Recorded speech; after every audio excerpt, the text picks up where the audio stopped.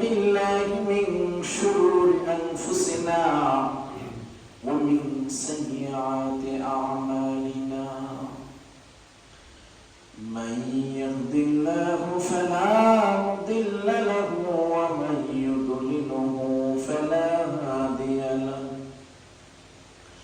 ونشهد أن لا إله إلا الله وأن محمدا عبده ورسوله أرسله بالحق بشيرا ونذيرا وداعيا إلى الله بإذنه وسراجا منيرا وقد قال الله تعالى في كلامه المجيد وفرقانه الحميد شكري قولي أعوذ بالله من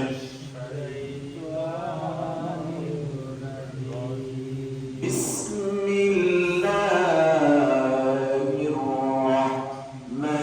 الرحمن الرحيم لا تقوم الساعة حتى لا يقال في الأرض الله صدق الله العظيم وقال رسول الله صلى الله عليه وسلم أول ما يحاسب به العبد يوم القيامة الصلاة إن الله وملائكته يصلون على النبي يا أيها الذين آمنوا صلوا عليه وسلموا تسليما بلغ العلا بكماله كشف الدجى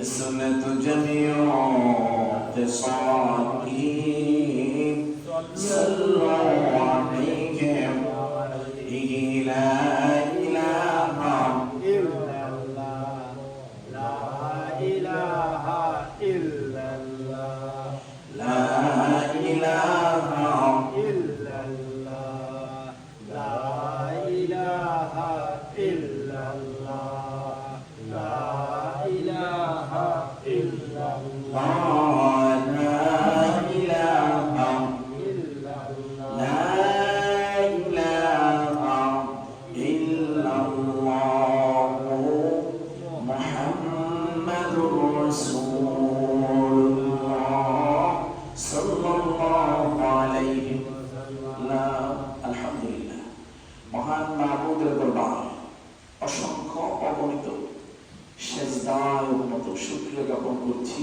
যে রব্বুল আলামিন আজকে এই জিলহজ মাসের চাঁদে আমাদেরকে পৃথিবীর শ্রেষ্ঠতম জায়গা আল্লাহ সুবহানাহু ওয়া তাআলা পবিত্র ঘরে আসা বসা যে তৌফিকটুকু দান করেছেন এই জন্য আমরা সকলেই শুকরিয়া আদায় করি আলহামদুলিল্লাহ আলহামদুলিল্লাহ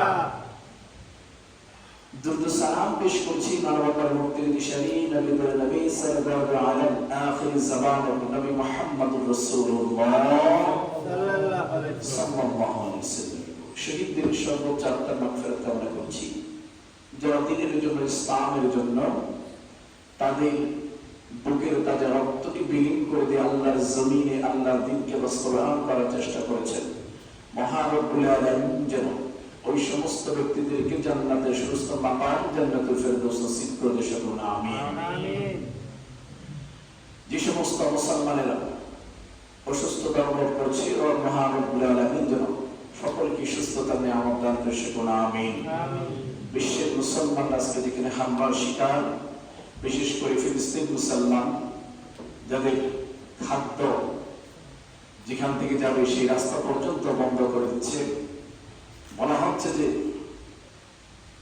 সূর্য যখন যতটা চাঁদ গভীর হবে, রাত যখন গভীর হবে, গভীর হতে থাকবে, তখনই ততটাই ভোর হওয়াটা খুব কাছাকাছি। রাত যত গভীর হবে, ভোর হওয়াটা কি ততটাই কাছাকাছি। বিজয়, ইসলামের সুনিশ্চিত, এটা আসবেই। আল্লাহ সুবহানাহু ওয়া তাআলা দিলেন সময়ের অপেক্ষা নয়। আপনার আমার পরীক্ষাটা কতটুকু আমরা দিতে পারতেছি, কতটুকু সফল হতে পারতেছি, সেই বিষয়টা আমাদের উপলব্ধি হওয়া উচিত। আজকে মুসলমানরা বিচ্ছিন্ন হওয়ার কারণে গতকাল পর্যন্ত ইরানে মুসলমানদের উপর হামলা হয়েছে। মুসলমানরা যত বিচ্ছিন্ন হবে, মুসলমানদের আঘাতটাও ততটাই খুব কঠিন করে হবে। এজন্য ওয়াতাসমু বিহাবলিল্লাহি জামিআন ওয়া লা তাফাররাকু, এজন্য আল্লাহ রাব্বুল আলামিন বলেছেন তোমরা একত্রিত হও, পরস্পর বিচ্ছিন্ন হয়ে না। আল্লাহ রজ্জুকে, আল্লাহ রশিকে শক্ত করে ধরো। আজকে যে মুসলমান আমাদের কথা বলা হয়, আমরা এমন মুসলমান যে মুসলমানের নামাজ নেই, আমরা এমন মুসলমান যে মুসলমানের আকীদা নেই, আমরা এমন মুসলমান যে মুসলমান এখন হারাম খেতেও ভয় পায় না, আমরা সেই মুসলমান। আসলে কি যদি আমাদের মুসলমান আছে না নাই, এটা দেখার মতো যদি কোনো যন্ত্র থাকতো, তাহলে বোঝা যেত আসলে আমরা কতটুকু মুসলমান। আল্লাহ সুবহানাহু ওয়া তাআলার কাছে আমরা প্রার্থনা করি রব্বুল আলামিন আমাদেরকে মৃত্যুর আগে হলেও ঈমান নিয়ে মৃত্যুবরণ করার তৌফিকটুকু দান করে, সকলে আমিন। সম্মানিত মুসলিমরা, আজকে শিরকের উপলব্ধি এবং হযরত আবু বকর সিদ্দিক রাদিয়াল্লাহু তাআলা ব্যাপারে সংক্ষিপ্ত আলোচনা করব। রব্বুল আলামিন আমাদেরকে আলোচনা শোনার, আমল করার তৌফিকটুকু দান করে, সকলে আমিন। শিরক, শুরুতে যে কথা বলা হয়, এমন একটা জিনিস যেটা ছোট্ট আকারে, ছোট্ট কথার মাধ্যমে, ছোট্ট জিনিসের মাধ্যমে হয়ে যায়। এই শিরকটা আল্লাহ সুবহানাহু ওয়া তাআলা এমন ধরনের বলতে, শিরক তোমরা করিও না, ইন্না শিরকা লাযুলমুন আযীম। কেন না, শিরকটা হচ্ছে আমি আল্লাহর সাথে শরীক করা। এটা ছোট কথার মাধ্যমে হলেও এটা অনেক অনেক বেশি গুনাহে রূপান্তরিত হয়ে যায়। জোরে বলেন নাউযুবিল্লাহ। আমাদের কথার মাধ্যমে শিরক হয়ে যাচ্ছে, বিশ্বাসের মাধ্যমে শিরক হয়ে যাচ্ছে, আস্থা না রাখার মাধ্যমে শিরক হয়ে যাচ্ছে, পয়েন্ট টু পয়েন্ট শিরক হয়ে যাচ্ছে। আমরা শুধু বুঝতেছি অথবা না বুঝে বুঝার উপলব্ধি করতেছি। যেমন অনেক সময় আমরা বলে থাকি, আমরা চেষ্টা করে যাই, আমরা চেষ্টা করি, বাকিটা আল্লাহ দেখবে। জোরে বলেন নাউযুবিল্লাহ। এইটা খুব প্রসঙ্গটা বেশি আসে। ঠিক আছে, কাজটা করো, বাকিটা আল্লাহ দেখবে। কাজটা তো হইতেছে, কাজটা আল্লাহ দেখবে, বাকিটা আল্লাহ দেখবে। এই যে বাকি যে কথাটা, এটাই শিরক। কেন? আল্লাহ বাকি দেখেন, আল্লাহ পুরোটাই। জোরে বলেন না সুবহানাল্লাহ। আল্লাহ সুবহানাহু ওয়া তাআলা বলেছেন আমি বাকি কেন দেখবো? তাহলে বাকি যদি করি, অর্ধেকটা তোমার কাছে আসে, অর্ধেকটা আমার কাছে আসে, তাহলে বোঝা গেল আমি যে ক্ষমতার মালিক, তুমিও কি সেই ক্ষমতার মালিক। এই যে কথাটা আমরা যদিও খুব সহজ করে নিয়ে যাই, কিন্তু এই কথাটা মনে রাখবেন, আমি জানা ও অজানা, ইচ্ছায় অনিচ্ছায় হলো এই জাতীয় কথা বলার কারণে শিরকের গুনাহ হয়ে যায়। যেই শিরকের গুনাহ আল্লাহ রাব্বুল আলামিন সহজে ক্ষমা করেন, সহজে ক্ষমা করেন। কিন্তু এটা একটা বিষয়, স্বাভাবিক একটা বিষয়। তারপরে যখন আমরা কোনো মানুষকে ডাক দিই, ধরো কিছু নাম আছে আল্লাহর খুশি, আল্লাহ 99 নামের মধ্যে মালিক, জব্বার, খালেক, এই যে নামগুলো রয়েছে, মানুষের কাছেও কিছু এই নামগুলা ব্যবহার হয়। তখন আপনাকে আমাকে ডাকতে হবে। যখন আমরা বলি আব্দুল মালিক, তখন বুঝতে হবে যখন আব্দুল মালিক বলা হয়, এটা শুধু মালিক না, মালিকের গোলাম। সূরা বলেন না সুবহানাল্লাহ। আর যখন শুধু মালিক বলে ফেলি, তখন আল্লাহর নামের সাথে এই নামের কোনো পার্থক্য থাকে? এটা শিরক করলাম। প্রতিনিয়ত বলে না জানার কারণে আবার কিছু আছে ব্যঙ্গ করা, নাম একটা ডাকি আরেকটা। এই সবচেয়ে বড় গুনাহ, সবচেয়ে বড় গুনাহ। একটা ধরনের একটা সাইডকে বিভিন্ন ব্যঙ্গাত্মক করে ডাকা হয়। আমার মনে করি দুষ্টামি করতেছি, আমার এমনি দেখতেছি না। আল্লাহ বলেছেন এই যে তোমার এই কথার কারণে ওই মানুষের মনে আঘাত থাকার কারণে আঘাত লাগলে, আঘাত ওই মানুষের মনে আঘাত লাগার কারণে আঘাতটা ওই মানুষের বুকেই লাগে না, মনেই লাগে না, আমার আশা পর্যন্ত ধাক্কা খায়। যদি বলেন নাউজুবিল্লাহ। আল্লাহ বলেছেন মানুষ হচ্ছে সর্বশ্রেষ্ঠ জীব। আমরা অনেক সময় কথায় কথায় এই জাতীয় কথাগুলো আমি কি করি, বলে ফেলি, বিভিন্ন ব্যঙ্গাত্মক নামে ডাকি, এলাকা ভিত্তিক ব্যঙ্গাত্মক করি, রাষ্ট্রভিত্তিক ব্যঙ্গাত্মক করি। একটা মানুষ কালো, তাকে কালো ডাকার অধিকার আমার নেই। একটা মানুষ বেশি সুন্দর, তাকে সুন্দর করে অবহেলা করার অধিকার আমার নেই। কেন? এই কানা, এই সুন্দর, এগুলো বানাইছে কি আল্লাহ। কালোকে বানানো হয়েছে সুন্দরের মর্যাদা বোঝানোর জন্য। একজন নাপিত যদি আপনার চুল না কাটে, একজন মুচি যদি আপনার জুতা পরিষ্কার না করতো, তাহলে আপনার জুতা আপনাকে নিজে কি করতে হতো।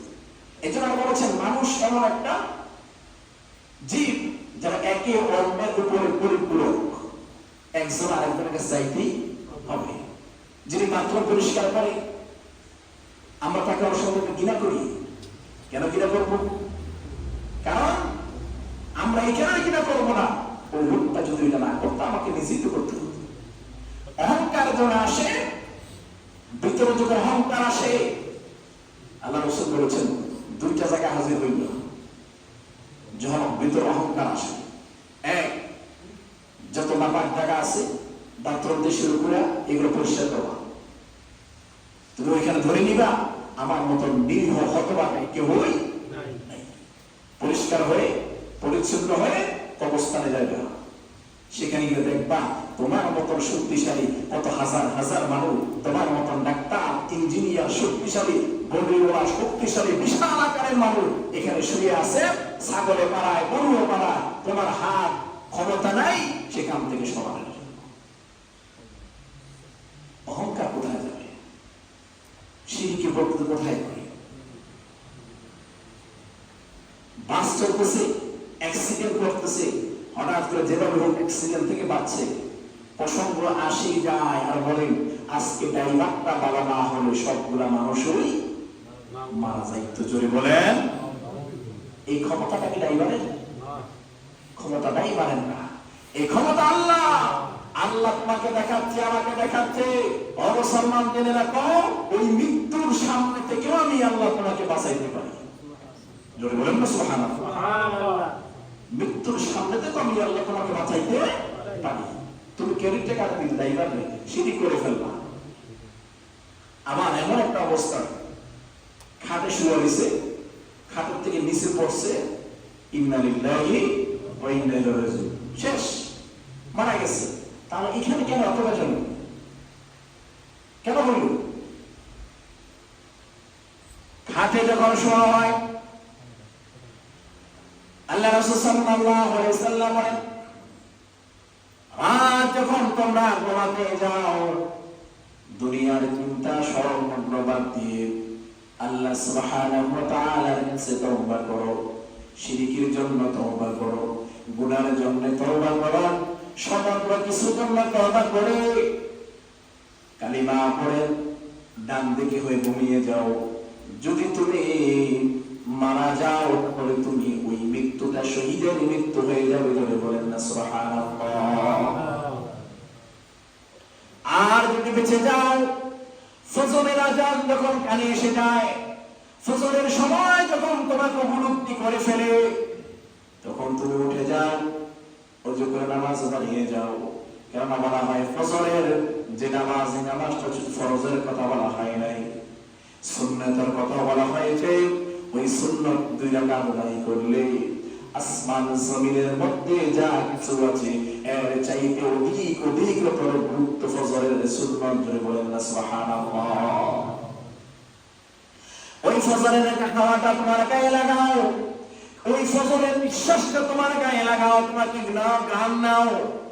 কেননা ওই ফজরের নিঃশ্বাসের মধ্যে বেনামাজির শ্বাস থাকে না, মুনাফিকের শ্বাস থাকে না। ওই সময়টা উপলব্ধি করো আর চিন্তা করো, আল্লাহ যদি আমাকে এখন না জাগাইতো, আমি তো মৃত্যুটা এখন নিশ্চিত হয়ে যাইতো। ওই কবর দেশে যাওয়ার জন্য প্রস্তুতি নিয়ে নিত। মানুষগুলা যখন ডাক দিয়ে ওঠে না, ওই জোহর হওয়ার আগেই তোমাকে কাফনের কাপড় পরাইয়া বাক্সবন্দি করে ফেলতো জানাজার জন্য। এটাই অহংকার কোথায় গিয়ে করবেন? যে অহংকার করলে দেখেন শরীরের মধ্যে পচতে পচতে বস্তুগুলো বলে গেছে, হ্যাঁ, পিঁপড়া হয়ে গেছে, পোকামাকড় হয়ে গেছে। যেই পোকামাকড় দেখলেই হাত থেকে সরাই দিল, আজকে সেই পোকামাকড় চক্ষু গুলা খাইতেছে, সেই পোকামাকড়ের সুন্দর সুন্দর চেহারাটাও খেয়ে ফেলতেছে। সেই পোকামাকড় হাত পা থেকে শুরু করে সমস্ত কিছু খেয়ে ফেলতেছে। আমি কোথায় কি অহংকারটা করি, কোথায় শিরকটা করি? আল্লাহ সুবহানাহু ওয়া তাআলা আমাদেরকে যে নিয়ামত দিয়েছেন, সেই নিয়ামতের ভিতরে থেকে ইসলাম, কোরআন, আল্লাহর জন্য লড়াই করতে হবে। এটাই হচ্ছে ইসলাম। যদি বলেন না সুবহানাল্লাহ, কোন বিষয় শিরক করা যাবে না। আপনি যাচ্ছে দেখেন, আমরা সকলে বলি আমরা নামাজ পড়তে এসেছি কার ভয়ে? আল্লাহর ভয়ে। আমরা বলি যে নামাজ এটা পড়তে হবে, আল্লাহ সুবহানাহু ওয়া তাআলা এটা আইন করে দিয়েছেন, নিয়ম করে দিয়েছেন, পড়তে হবে। আমাদের মুসলমানদের প্রতি বিভক্ত কেন? আমরা শুধু নামাজের মধ্যে আল্লাহকে বিশ্বাস করি, এরপর যত নিয়ম কানুন আছে একটা আল্লাহকে মানি। আল্লাহ বলেছেন আমার জমিনে আমার কোরআনের আইন প্রতিষ্ঠা হবে, আমার জমিনে আমার নিয়ম চলবে। নামাজ পড়ে গেলেন ঠিকই, কিন্তু যখন বলা হয় কোরআনের আইন দিয়ে রাষ্ট্র চলবে, তখন আর আপনাকে খুঁজে পাওয়া যায় আপনি মুসলমান, আপনি মুনাফিক, আপনি মুসলমান না। কারণ আল্লাহর জমিন, এই জমিনের মধ্যে কোরআনের আইন এটাই প্রতিষ্ঠা হতে হবে।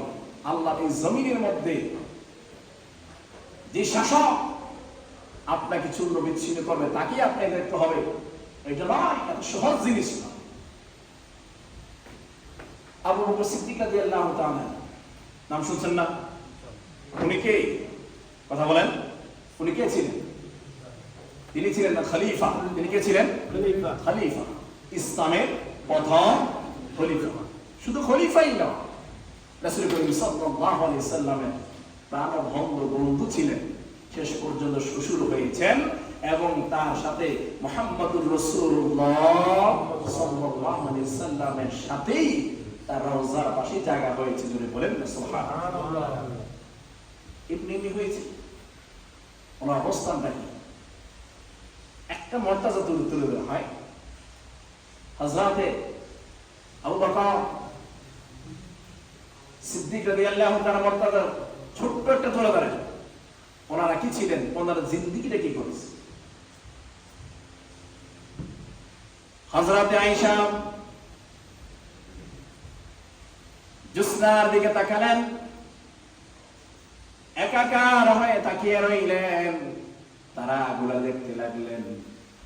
এমন সময় নবী মুহাম্মদুর রাসূলুল্লাহ সাল্লাল্লাহু আলাইহি সাল্লাম হাজির হয়ে গেলেন।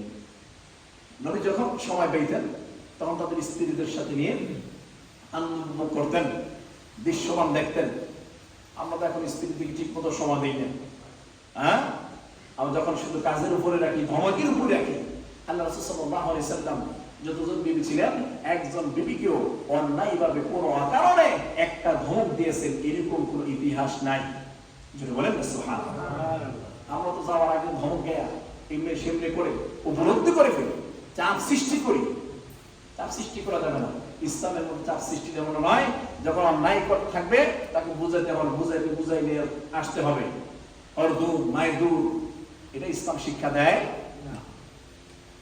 আয়েশা সিদ্দিকা রাদিয়াল্লাহু তাআলা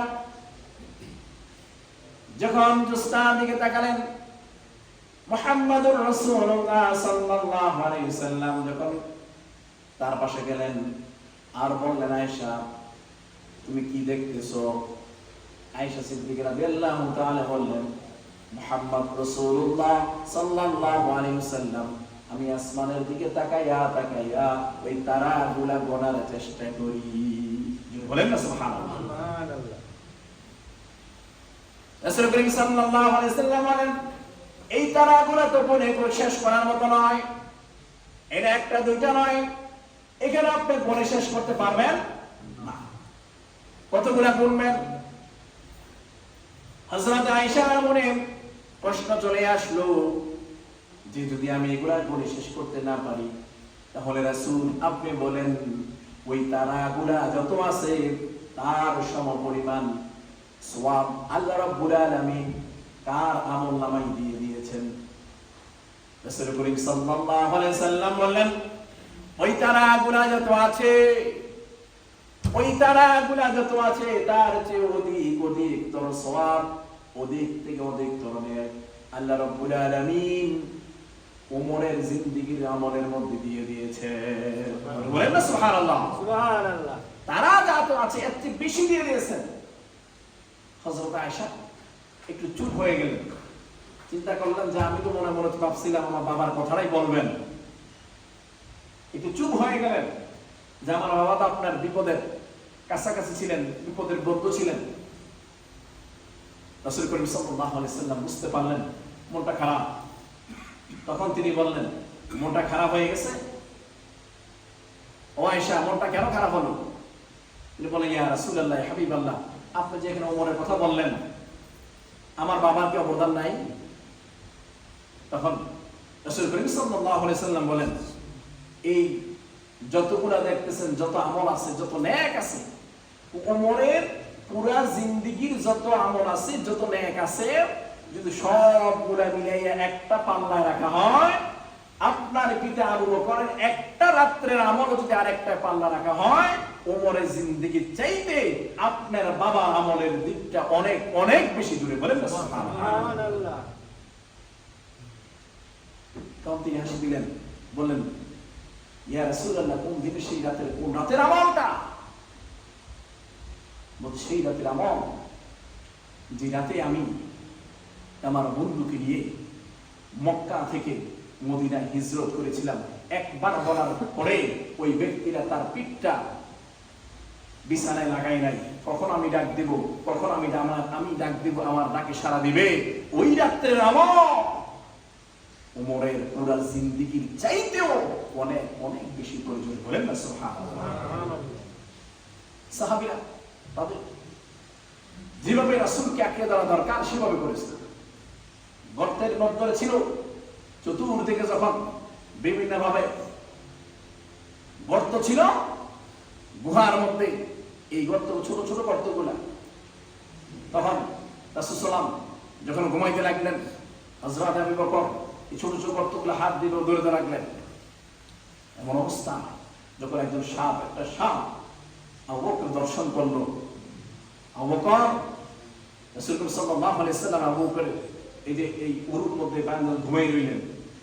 সাপ দর্শন করতে লাগলো, তিনি ব্যথায় কাতরাচ্ছেন। এরপরেও মুহাম্মদ রাসূলুল্লাহ সাল্লাল্লাহু আলাইহি ওয়াসাল্লামকে একবারের জন্য ডাকে নাই যে উঠেন, আমাকে তো সাপে কামড়াচ্ছে, আমি ব্যথা পাচ্ছি, আমাকে ওঠান, আপনি ওঠেন, এই কথাটা বলে নাই।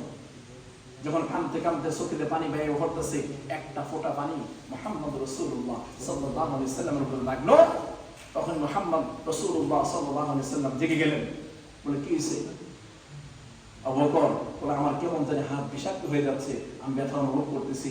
পরে দেখতেছি যে সাপ তখন বের হয়েছে। আল্লাহ রাসূল সাল্লাল্লাহু আলাইহি ওয়াসাল্লাম সাথে সাথে তার মুখের লালা মোবারক আবু বকরের যখন হাতের মধ্যে লাগাইতে সাথে সাথেই বিষটা দূর হয়ে গেছে। বলেন না সুবহানাল্লাহ। সাপ যখন বের হয়ে এলো, সামনে এসে হাজির। জবান খুলে দিল কে? আল্লাহ। সাপ যদি আল্লাহ একটা বারের জন্য জবানটা খুলে দেন, আর না হয় আমি যে কেন কামড়টা দিছি, কেন দর্শন করছি, এটা তো জানা হইল না। নবী কষ্ট পাইব, কারণ নবীকে যাতে কষ্ট না পায় আবু বকর সেই ব্যবস্থা করেছে। জবানটা খুলে দেওয়া হলো। রাসূল রাগ হইলেন, তুমি আবু বকর দর্শন করো না কেন? বললেন ইয়া রাসূলুল্লাহ আমি বারবার করে চেষ্টা করতেছি বের হওয়ার জন্য, আমি আপনার একবার চেহারা মোবারক দেখার জন্য। সুবহানাল্লাহ। আল্লাহ রাব্বুল আলামিন বলেন ওয়া আরসালনাকা ইন্না রাহমাতাল লিল আলামিন, আপনি শুধু মানুষের জন্য নয় গোটা জাতির জন্য, সমস্ত কিছুর জন্য রহমত হিসেবে আমি আল্লাহ দুনিয়াতে পাঠাইছি। বলেন না সুবহানাল্লাহ। আমি বের হওয়ার চেষ্টা করতেছি কিন্তু কোনোভাবে পারতেছি না, এজন্য রাসূল আমি নিরুপায় হই আল্লাহ ক্ষমা করে দিয়েছে। ক্ষমার মহৎ লক্ষণ। এই জন্য বলা হচ্ছে ইসলামকে তারা এইভাবে ধরেছে, শিরিক থেকে, বেদাত থেকে, আমাদেরকে অশ্লীল ধরা থেকে, হারাম থেকে আমাদেরকে বাঁচতেই হবে। এটাই হচ্ছে ইসলাম। জোরে বলেন না সুবহানাল্লাহ। মহান রব্বুল আলামিন আমাদেরকে শিরিক থেকে বেঁচে ঈমান নিয়ে কবরে যাওয়ার তৌফিক দান করুন। আমিন আমিন।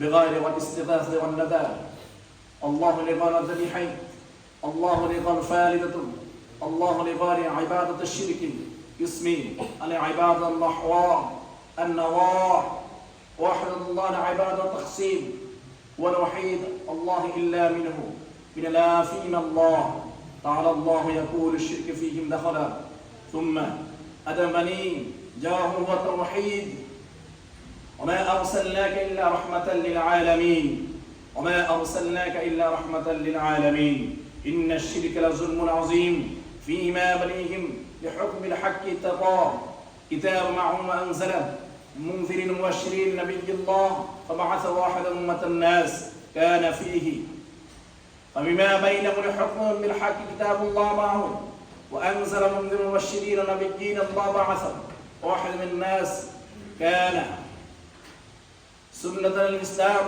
علينا وحفظه الإسلام عليه أنا قوم بني إسلام عنهم الله رضيع عباس ابن قال عبد رسول الله صلى الله عليه وسلم أو توحيد على تفلية المذاكر هذا في الناس وكان ودخل الإسلام عليه نواهم قيما في مرات الشرك ظهرهم. بارك الله لنا ولكم في القرآن العظيم درس السنة والسنة